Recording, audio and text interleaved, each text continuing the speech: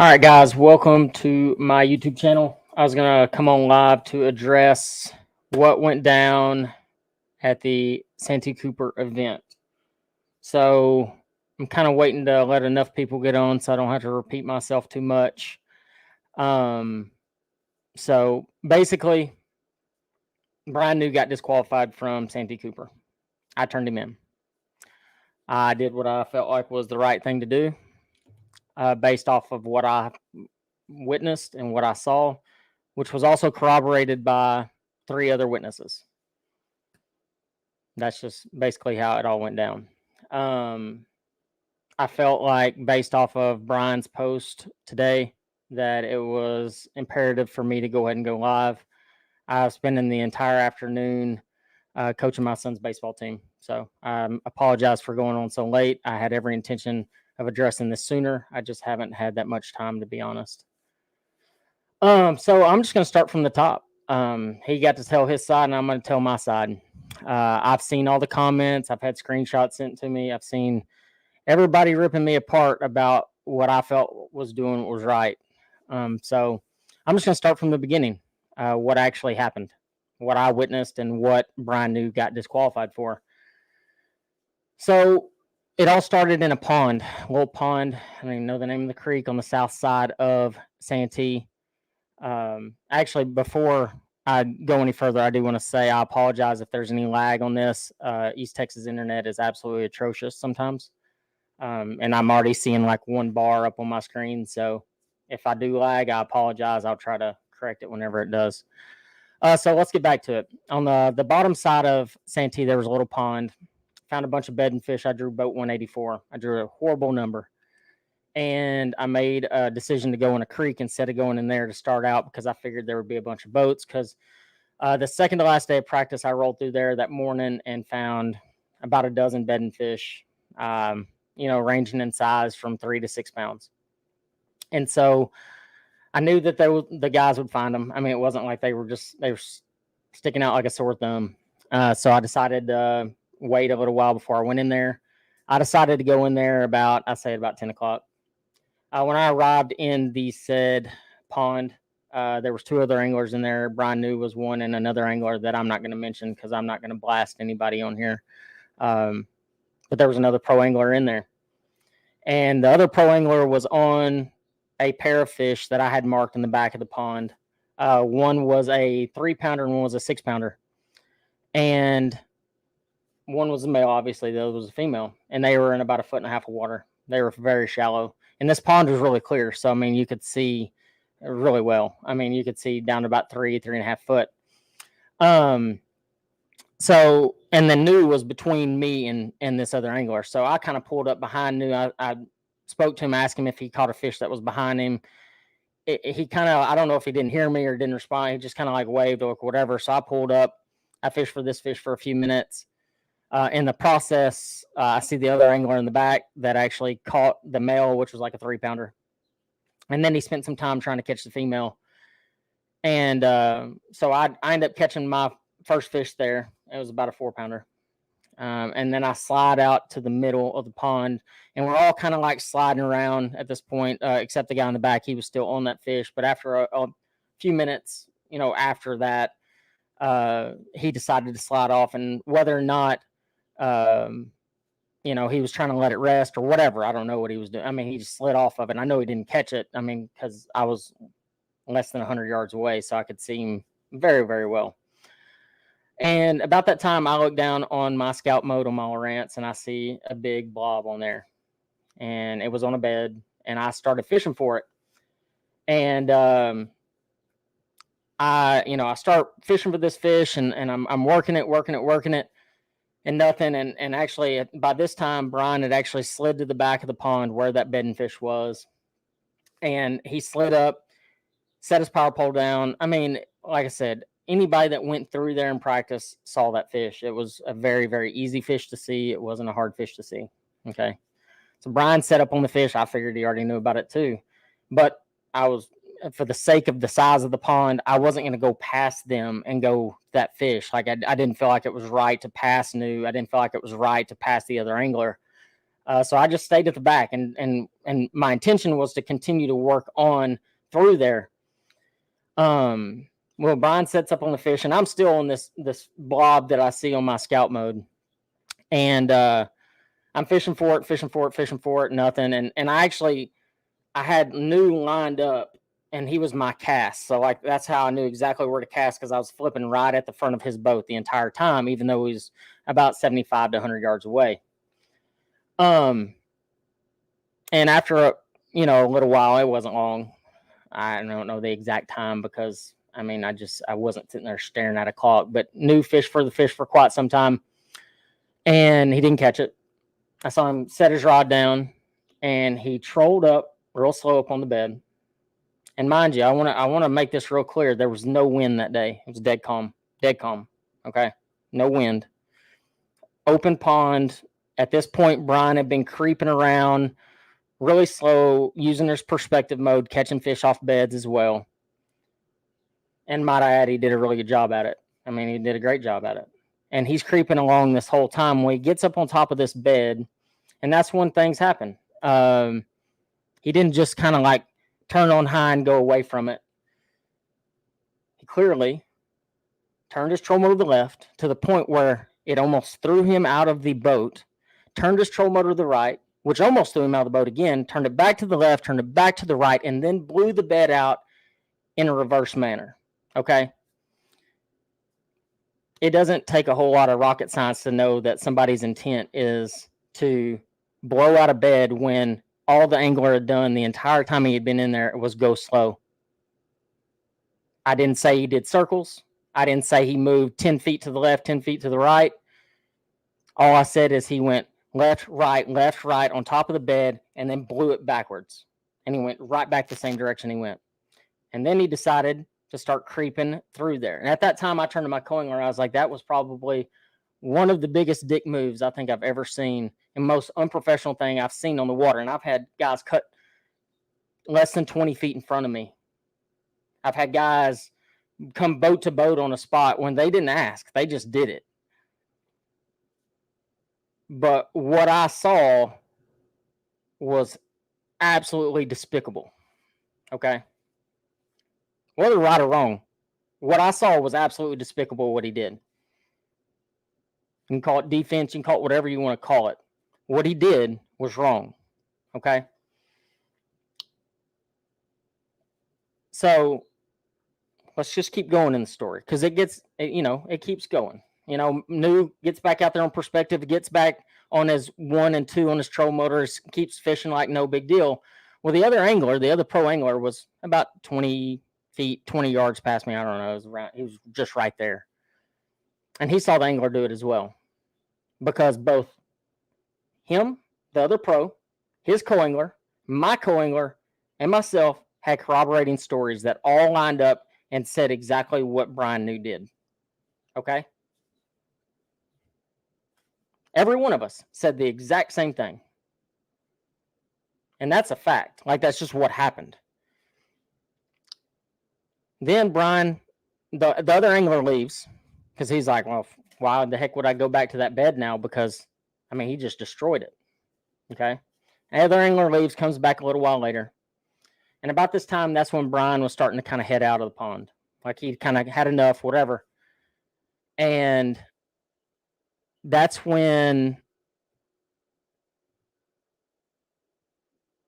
actually when the other angler asked New, he goes, man, why did you have to blow my bed out like that? Actually, the first thing he asked me was, hey, man, did you catch that bass? And New said yes. New didn't catch that bass. Okay. It doesn't matter, but that's what he said. And New actually, in his appeal, and we'll get into that, but in his appeal actually said that, he didn't really hear what the guy said, and he told him it was about 6 pounds, whatever. But then the guy was like, man, you didn't have to blow my bed out like that. That wasn't right.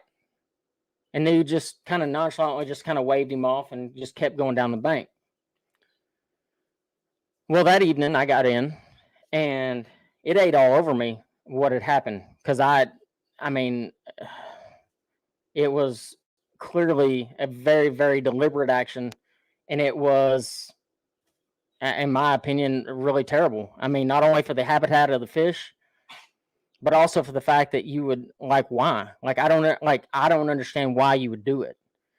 It was really messed up. And so I decided, I said, you know what? I talked to my wife about it. I talked to a couple of people, and I was like, I'm just going to call Hank, and I'm just going to tell him what happened.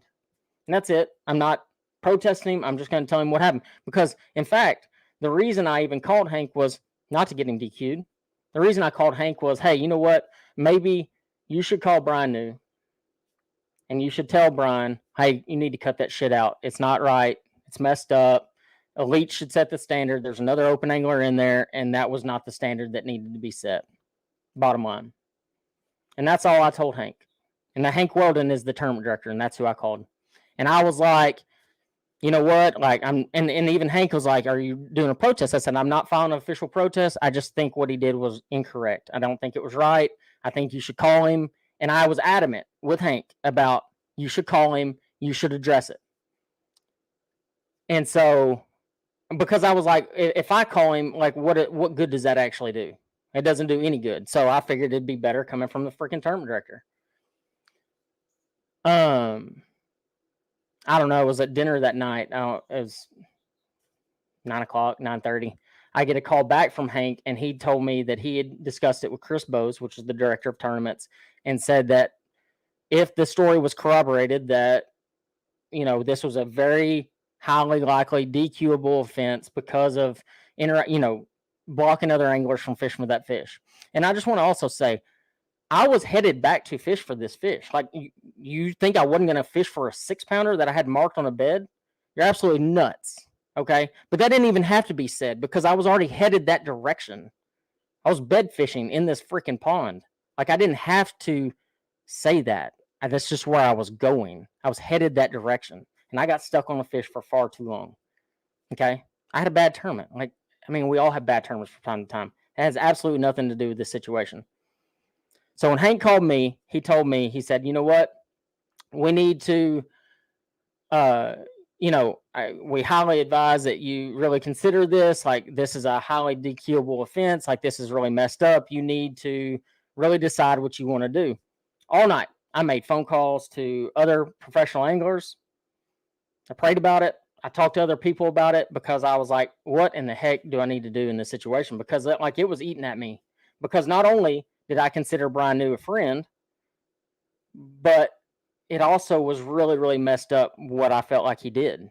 And the intention was there. Like, it wasn't like I accidentally got blown up on there and I threw it in reverse, or, I was just going down the bank and went over it. Like, dude, like, I get it. We've all been there, but like, that's just where we were at. Okay. So that next morning I make a few more phone calls. I called one guy from East Texas at 4:30 in the morning just to get his input on it because I was struggling with it so much. So before I took off on day 2, I'd already written up the protest, but I hadn't hit send. I hit send it literally as I was idling out because I felt like it was the right thing to do. But I also knew in that situation is because what actually made me make that decision was how he acted when the other angler asked him why he did it. And there was zero remorse, zero excuse. It was just like, and they just kept going down the bank. And that's what I saw. Okay. So now let's fast forward to the actual DQ. They get the stories from the other pro angler, my co-angler, and the other pro angler's co-angler. So it's 4 people, including myself.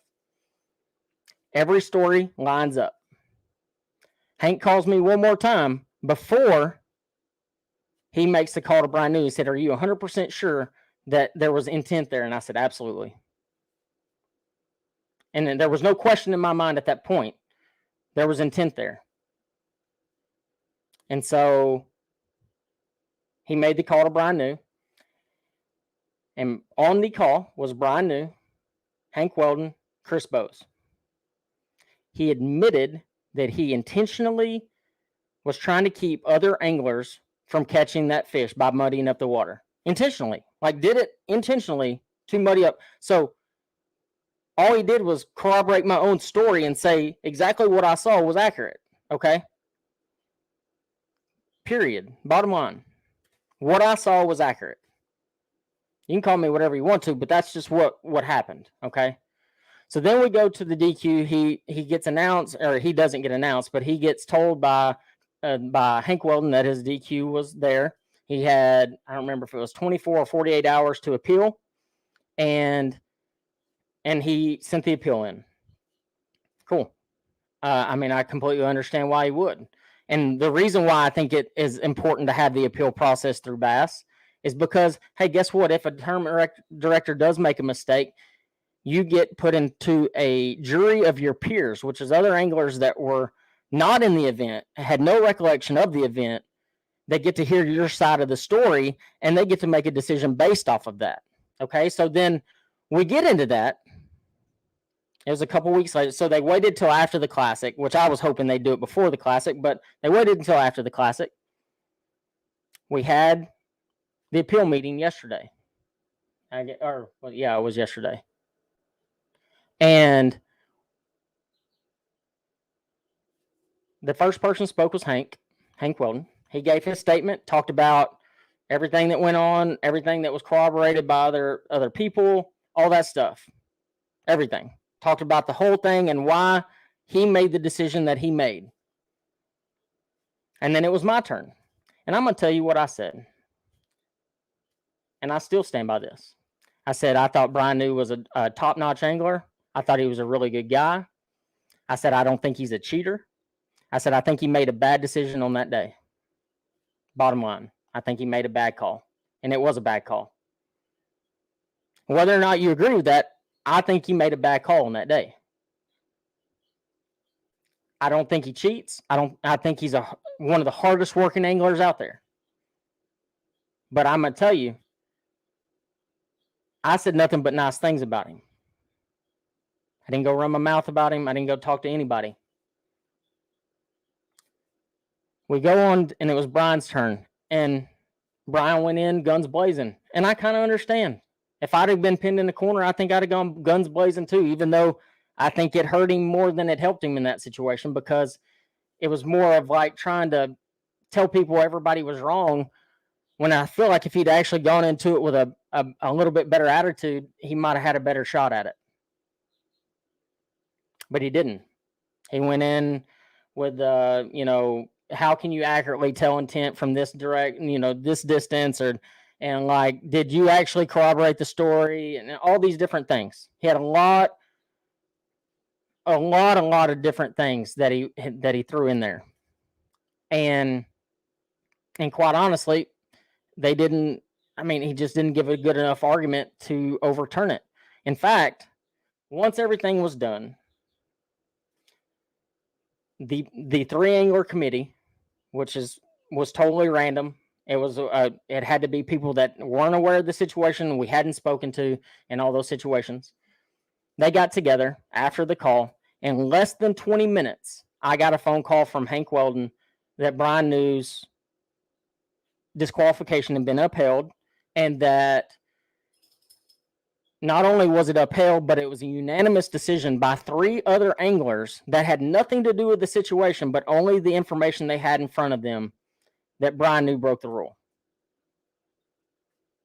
Bryan admitted multiple times in that call that he intentionally tried to disrupt the bed. He did. He said it on the call with Hank. He said it then, and he said it today. The way the Bass rules read is an angler is supposed to call the tournament director or talk about a rule violation that is a rule in the Bassmaster Opens, that an angler is supposed to, by rule, call out another angler if they do something wrong. Because we're self-policing, guys. Like, there's not like 50 other people out there on the water watching us to figure out if we're doing something right or wrong. That's not how it works. We have to make decisions sometimes. And I'm going to tell you, this was a hard one for me, because I don't want to be in the middle of controversy, because I think it sucks. But what happened is exactly what happened. And it was corroborated by If 4 people saw the same thing. Now let's address this. Should the other pro angler in there have protested as well? I don't know the right answer to that. Probably. I did, because I thought it was wrong, like bad wrong. And hopefully, I mean, based off everything that's been going on in the fishing industry, I actually thought that this might actually be a good thing. And it could be seen as a good thing, because all we've done in this fishing industry the last, I don't know how many, 10 years, 15 years, it's been nothing but people cutting other people off and all this drama on the water 24/7. And what I saw was not right. And I called him out. And I don't know what happened, like to the point where like an angler can't call out another angler for breaking a rule, getting it DQ'd, and not only DQ'd, but appealed and still DQ'd unanimously, not just by 1 or 2, unanimously in less than 20 minutes. I've seen all the comments, or I got blocked by Bryan on my pro page. I've seen all the comments. And actually, the sad thing is there was actually a lot of people on there that I consider friends and family, or not family, but like friends and acquaintances in the fishing industry that have just absolutely trashed me.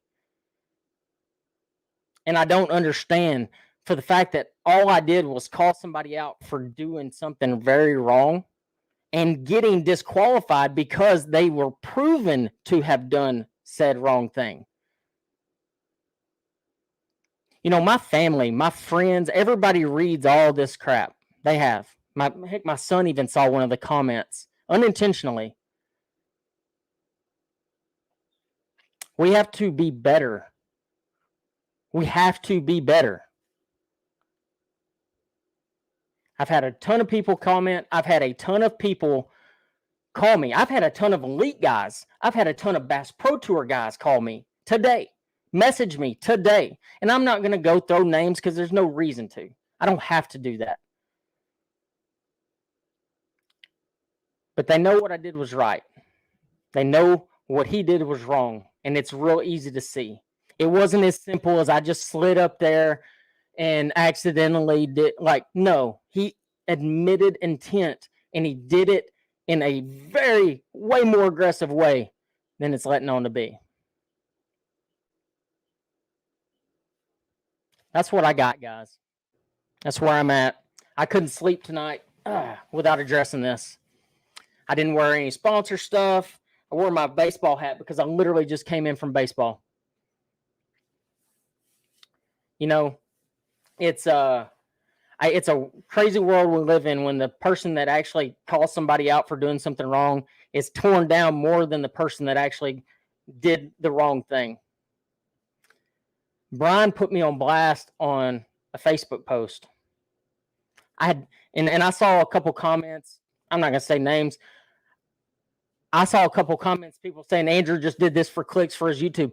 I was never, ever going to mention this anywhere. My circle of friends knew about it. Castledine, Ish Monroe, Pangrak, a couple others, Scott, Martin. That's my circle. That's who knew about it. I didn't go run my mouth to a bunch of people. But the problem that I had is I got called out on Facebook without even being able to voice my side of the story. And people just automatically, like you'd have thought I killed Kennedy. Social media and everything that I witnessed today is what's wrong with what we have going on. So, guys, that's my side of the story. I don't really have anything else to say. If you decide that I'm not the person you want to follow on YouTube or on Let's Fish TV or anything like that, feel free to not follow me. I mean, that's fine. But I'm going to tell you, I stand by what I did, and sometimes doing the right thing is the hard thing. And what I did was right, whether or not people agree. What I did was right, and what he did was wrong, and he got called out on it. I still, to this day, have no problem with Bryan New. I don't. I feel bad for him, to the fact that he feels so backed in the corner that he has to do that because he didn't. I mean, quite honestly, Bass put it at the very bottom part of their homepage. It wasn't even front and center. Honestly, he could have just ignored it and gone business as usual, and this would have blown over in a week. I didn't want to talk about this. I didn't want to come on Facebook Live, but I was not about to sit down and sleep tonight or attempt to sleep tonight when this was something that I struggled with immensely when I turned him in, because I didn't want to turn in somebody that I actually considered a friend. So that's it, guys. I hope y'all enjoyed the video. I know I dang sure didn't, because this was not my intent and I didn't want to do it. So I appreciate all the comments. I apologize for anybody that I didn't address any comments, guys. I apologize. I had every intention of actually addressing some. So yeah, appreciate y'all watching, and I'll see y'all.